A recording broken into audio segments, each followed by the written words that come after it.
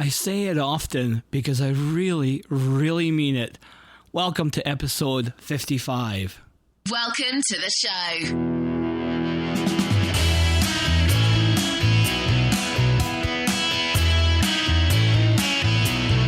Well, welcome to the show. My name's Will Sinclair, and you're listening to The Real Truth About You. And this is a way to try to help you to discover the true and amazing you, the beautiful you are created to be. You can go to our website at therealtruthaboutyou.com, and you can download more episodes and things like that and some other resources.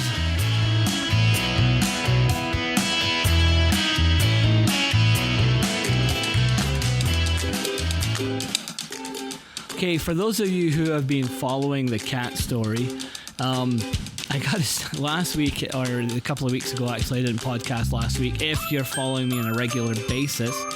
But I mentioned that on the last episode that the cat that had wandered into our camp had found a girlfriend.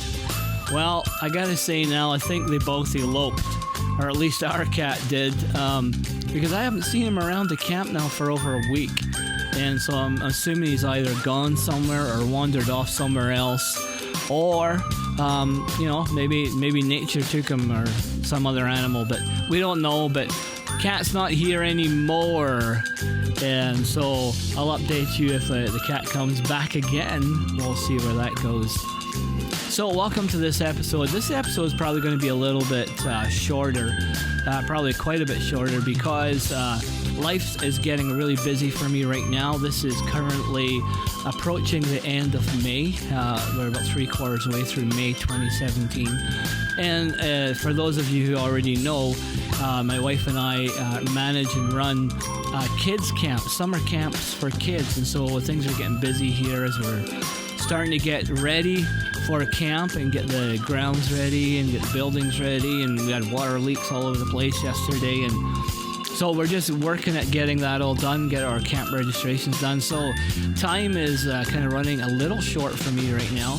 And plus still maintaining my health, watching my cancer recovery and those kind of things. So anyway, you might find that I'm either podcasting a little bit less often or I'm doing shorter podcasts.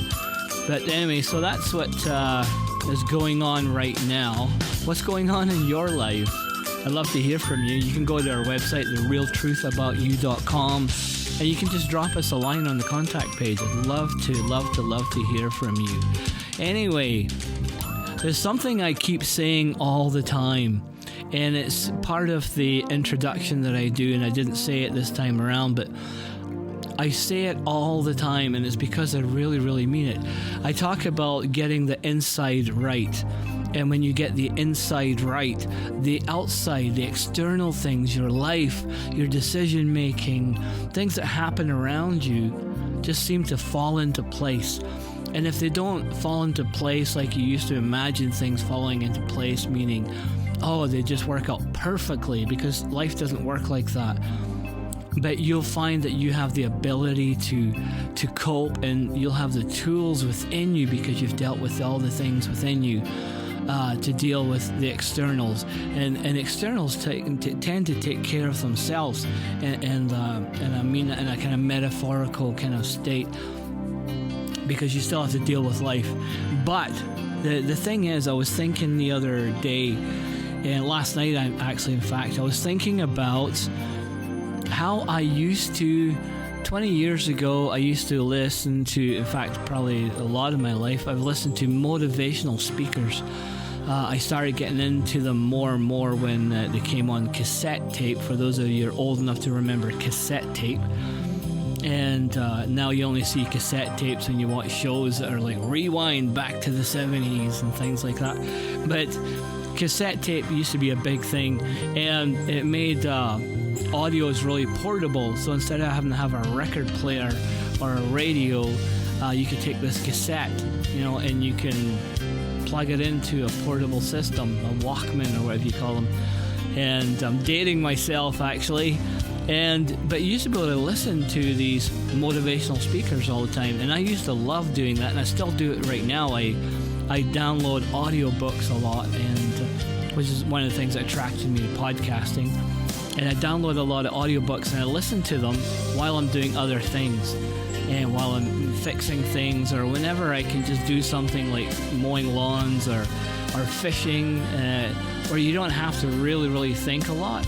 Then I tend to listen to audiobooks.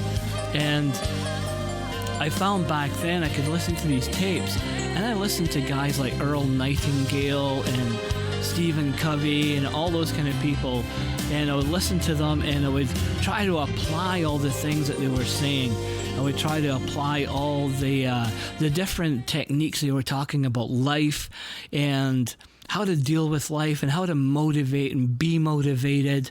And they would talk about so many things that are so applicable even today.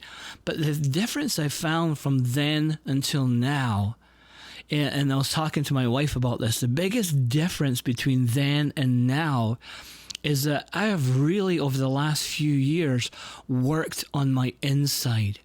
And Stephen Covey, in his 7 Habits of Highly Successful People book, he talks about... he didn't believe, like a lot of motivational speakers will tell you to speak aloud what you want, right? So that you can hear it. And if you can say it enough, eventually you'll believe it. And if you can believe it, you can achieve it. And so the thing was that you tell yourself positive reinforcing things of what you want or what you want to do and your goals and all those kind of things. Whatever you want in life, you would visualize it and you would tell yourself. And if you can believe it, you can achieve it. And you probably heard that comment or that phrase a lot of times, that mantra. If you can believe it, you can achieve it. But the truth is, the difference between then and now is I have been on this journey working on the inside of my life, going down into the depths, really working on all the crap that's in my life. And why do I judge people so much? Why do I have so many negative thoughts? Like I noticed even the other day, and the thing is, the difference between now and then is now I realize I'm doing it. Back then I didn't realize I was doing this, but I would make up negative stories. I would actually enact in my mind while I'm driving a vehicle a negative situation. Like I would get it, like it would be like in my mind, I would think to myself, I wonder if this car would pull over and give me crap or something. I'd get out and do something to the guy. And all these thoughts are coming into my mind. I'm like, oh my gosh, why are you thinking things like that? And I would get all these negative energies, negative thoughts in my mind. I would not be creating that. Like Wayne Dyer talks about, one of the things about, he calls it, he has a book called The Power of Intention. And I would highly recommend you either read it or it's available in an audiobook and listen to it, because the power of intention has got nothing, according to Wayne Dyer, to what a lot of us think about the power of intention. We think intention, goal setting and things like that. But anyway, he talks about intention as being an energy that you can be aligned with. And it really makes a lot of sense, because when he was talking about this, there's things that Jesus Christ did that are recorded in the scriptures that all of a sudden made sense to me when Wayne Dyer was talking about the power of intention. So I'd highly recommend you go out and read that. I haven't read through the entire thing yet. I'm just going through it. I'm on chapter 4 or something like that. But anyway, he was talking about one of the ways to help align yourself with this power of intention, with this energy, is to have create beautiful thoughts in your mind. And he says, beautiful thoughts create a beautiful soul. So in other words, if that beautiful thoughts create a beautiful soul, negative thoughts must create a negative type of soul, and so to speak. And it really got me thinking about how many negative thoughts I place in my mind, and how many judgmental thoughts, like how much I judge people. Like, I can't believe how much in my mind I judge people, and I catch myself, and it's not there. Like, whatever somebody else is doing, when you're in their space or whatever it is, they're a reflection of what's going on inside of you, because love never experiences hurt. Love never hurts. Because love, when you look through the eyes of pure love, and I'm not talking about this human love that you want to be loved back and things get conditional and your ego is always kicking in all the time and interpreting to you what love should be. I'm talking about pure, unconditional love, like the love that God gives us and we experience because God is love. That unconditional love. Love does not get hurt, right? It's our egos that get hurt.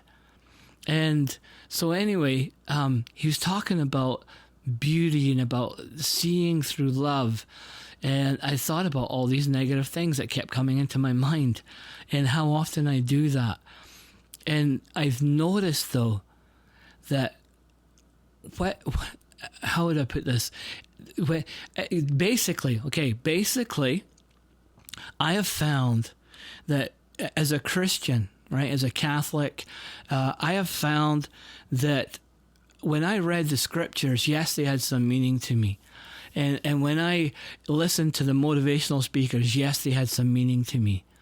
And some of them quite profound insights, very much so, right?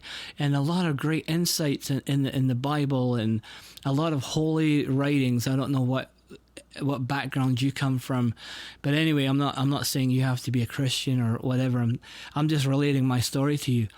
But all the things I used to do, all the positive things I used to trying to reinforce in me and believe and achieve, and it never seemed to take root.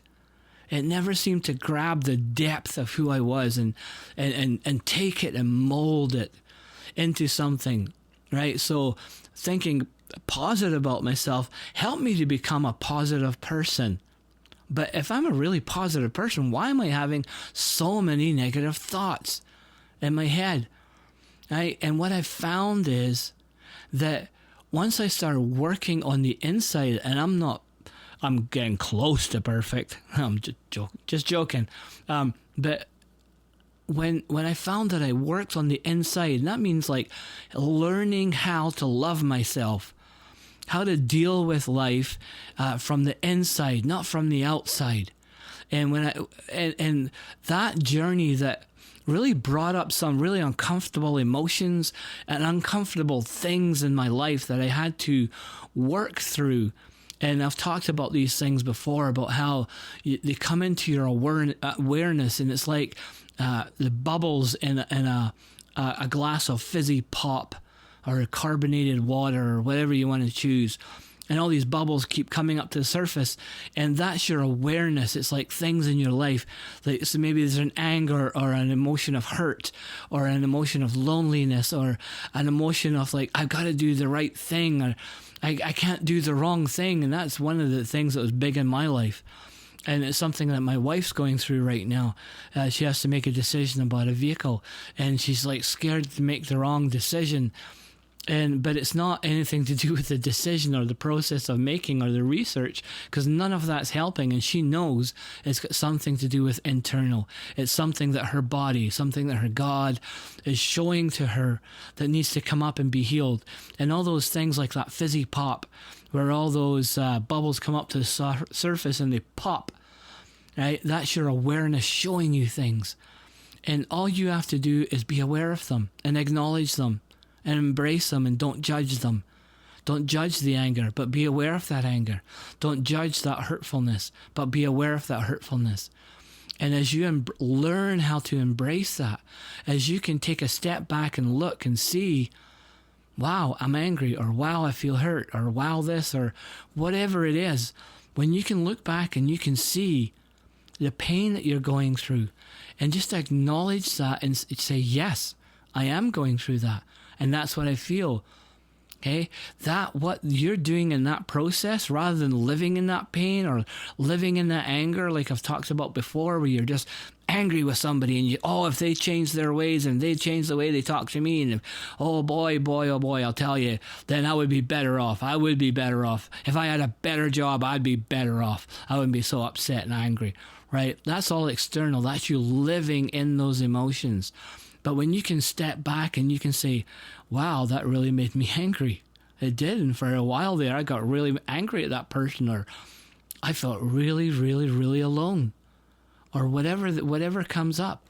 When you can acknowledge that and embrace it that way, and even like say, okay, God, that's how I feel. What's happening is coming to the surface, and it's being allowed to be healed. Every time it comes up to the surface and pop, that bubble pops, then it's getting healed. It's going through the process of being healed. It has to come up for it to be healed. And that's what's happening. And so I'm finding that the more and more I allow that to happen, the more and more I allow all that internal turmoil to come up. And some of it's like really turmoil. Some of it really hurts. St. Paul talks about in one of his letters in the Bible, in the New Testament, the Christian Bible, he talks about a thorn being pulled out of his side sometimes.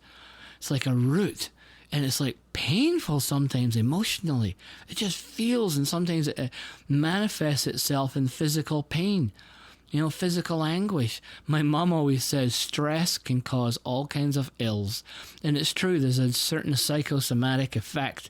I'm not a doctor, and I'm not talking medically, but just from, you hear all these things, and I'm pretty sure there's a lot of psychosomatic illnesses out there, and I'm pretty sure I've got some of them. And pains that your body brings out as it's trying to deal with hurts within you, or it's trying to tell you something or grab your attention.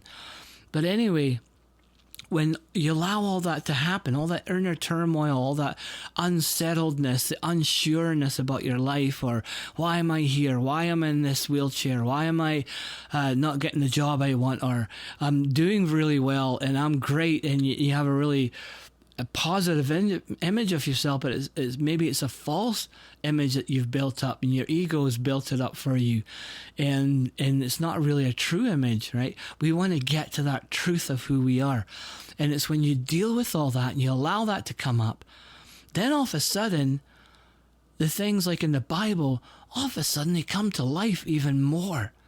When you connect to God, when you connect to your divine, in a way that only silent knowledge that you just know that you know. And if you've ever experienced that, you get what I'm saying. You just know that you know. No answer is needed. When you don't believe, when you're unsure, no answer is enough. But when you know that you know, no answer is needed. And it's this silent knowledge that has no language and can't be explained. When you can tap into that and become one with that being with God, one with, people call it one with nature, one with the universe, one with all. And I think it's the oneness that Jesus Christ talked about when he said, Father, may they be one as we are one. It's that oneness, the God that is formless. And, people, I hate to say that, no, I don't actually hate to say this, but people like the Buddhists and a lot of other religions tend to get it more than a lot of Christians get it, and, but that's another topic altogether.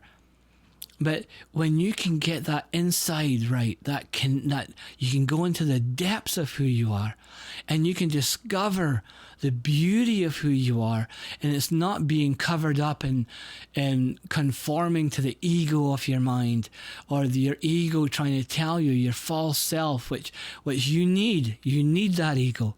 You need the ego because it gets you up in the morning, it gets you motivated, it gets you moving, but you can't rely on it to give you the full picture. Only your real inner, your true self, your soul, your God within can give you the true picture of who you are, of who you truly are. And what I've found is, back then, I could pick up the Bible and I could read it, I could listen to motivational speakers, but it didn't take root because it was all external surface stuff that was going into the mind, that was being intellectualized. And it wasn't this silent knowing, this deep connection, this oneness with God that you can't really explain, where you develop awarenesses of things right out of the blue, apparently. It seems that way. And it's when you connect to yourself, to your soul, to God within, that's when I can pick up, at least I can pick up, this Bible, and it makes sense. A lot of it, not all of it, but it makes sense. And it has meaning and impact. And you go, oh, I get it. And when a motivational speaker says, believe it and you can achieve it. Keep saying it to yourself. Once you've got the inside right and you have that deepness in you, wow, all of a sudden, now this makes sense. Now this has meaning. Now that the inside is right? And it's not clogged up arteries of ego and all blocked up with rock and all the stuff that we put inside. Now, all this stuff makes sense. And so I'm basically saying, and don't take this the wrong way, right? But sometimes you have to take all those talks, all those motivational talks that you go to, and the motivational books that you read, and the Bible even, and put it down. Put it all down, right? Or co-read it, co-do it, while you're also on this journey to within, to the depths of who you are. Because it's only in the depths going down will you ever rise, will you ever become awakened to who you are, awakened to the world around you. Will the beauty that naturally is in you will come out. When you get the inside right, the outside will look after itself. And you will find that everything begins to have more significance in your life.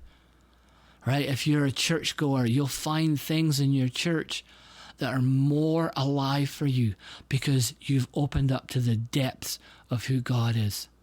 So anyway, I'd like to encourage you to, if you're working on externals and you're listening to motivational speakers all the time, even this, right? Without going into the depths of who you are to discover the real truth about you, you'll stay on the surface. And all these things that you try, they all, like me, they all stayed on the surface. And I tried and tried and tried to make them work, and they never worked. And once I got into the depths, then it didn't matter if it worked or not to me. It didn't matter anymore because life was life. The present moment was the present moment, or is the present moment. So you'll have a shift in your thinking. You'll have a shift in your whole being. And I've never seen it before, but I've heard so much good comments and reviews about Wayne Dyer has a movie called The Shift. And I think somebody told me you can get the whole, whatever, a 2-hour movie or whatever it is on YouTube. I haven't looked for it myself, or you can buy the DVD or whatever. But I hear that's a really good thing. And when you talk about Stephen Covey, Dr. Stephen Covey, who's now also deceased, as Wayne Dyer is, have passed on. Stephen Covey used to say that you can try and put all that stuff in, but it's not going to work until there is an internal paradigm shift. That means there's a shift in your being, a shift in your whole awareness, that something inside you has moved. And now you're living from the inside out, not the outside in. So I would encourage you, if you are, I'm not saying you have to put your Bible away and all this kind of stuff, and I'm not trying to teach something sacrilegious to you, but if you're like me and you want to discover really, if you want life to come alive to you, fully and meaningfully, then put everything down for a while. If you haven't started that journey inside, if you haven't started that internal journey to God in the depths of your being, and if you're wondering, how do I do that? Well, I have lots of podcasts that address things like that and things that you can do.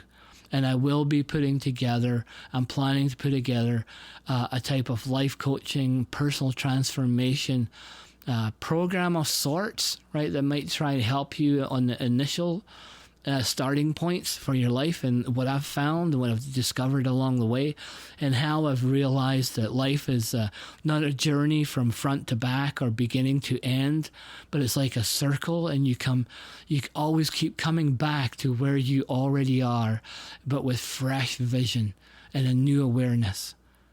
So anyway, I would really encourage you to take that journey if you haven't already. And if you need to put things down for a little while, put them down for a little while, right, while you go on this journey. It's not a short journey, I'll guarantee you that. And it's not a journey that ever ends. But it's like a flower that blossoms. It just blossoms. And that's what you will do. You will blossom. It's not an easy journey. It's sometimes a difficult journey, right? That's why this message is not always the most popular message. But I guarantee you what happens through this is amazing. Amazing. The things about how you deal with your life, everything like that. The way you see your life. The way everything all of a sudden starts to smell better. Starts to taste better. Starts to look better. Everything is so different, right? Because you have these new, fresh eyes that are looking from the inside out. So anyway, thanks for listening to this podcast. Thank you so much. And I keep saying it's going to be a shorter one. Here we're passing the 26-minute mark. And so we're going to be like 27 minutes or whatever. Thank you so much for listening to this. I have absolutely no reviews on iTunes. Yeah, I'm in like 48 countries about. And so if you want to review me on iTunes, that would be kind of awesome. But that's not really important to me as much as if you know somebody who needs this message, can you do me a favor? Can you please pass this message on to them? Can you get it into their hands somehow, whether you're emailing them a link to therealtruthaboutyou.com. This is episode 55. Or you're taking your phone, your smartphone, you're playing it to somebody, or you're putting it on a CD, or whatever you're doing, or you're blogging about it, or whatever. It's just a message. I don't care how big the podcast gets. I just want the message out. So if you know somebody who needs a message, just like maybe you did, if it resonated with you, can you please let them know? Can you tell them? Thank you so much. And thank you so much for sitting and being with me today. I want to bless you from the bottom of my heart. And I want you to know without the shadow of a doubt that you are loved. You are loved. You are loved. And you absolutely, without a shadow of a doubt, rock my world.